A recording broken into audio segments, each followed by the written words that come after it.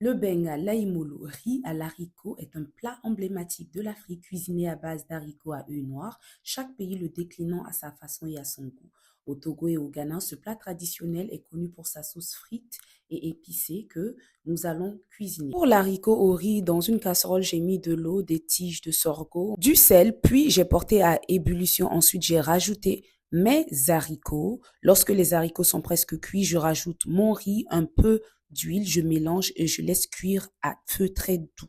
Pendant ce temps, je découpe grossièrement ma viande, puis je vais les transférer dans ma casserole, ensuite réduire en purée mon ail et mon gingembre, rajouter la moitié de celui-ci sur ma viande que je vais assaisonner avec les différents épices que je mentionnerai dans la barre de description. Ensuite, je rajoute du sel, de l'eau, je mélange bien et je vais porter à ébullition jusqu'à ce que la viande soit bien cuite. Ensuite, je vais découper en lamelles mes oignons ainsi que mes poireaux que je vais réserver, puis couper grossièrement du poivron, de l'oignon, des carottes, rajouter de la purée de tomates fraîches que je vais mixer et rajouter cette mixture à ma purée de tomates fraîches et je vais réserver.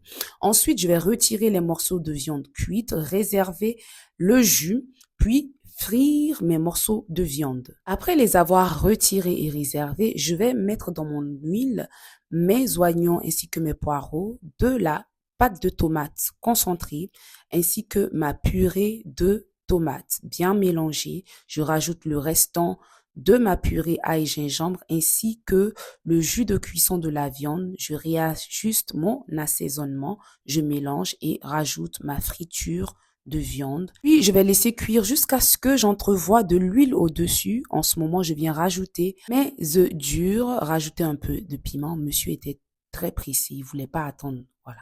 Ensuite, j'humidifie mon gari, je rajoute un peu de sauce, je le mélange bien, je le réserve et passe au dressage. J'espère que la recette du jour vous inspirera. Les fritures de sauce comme ça se gardent vraiment très longtemps, même si vous n'avez pas de frigo.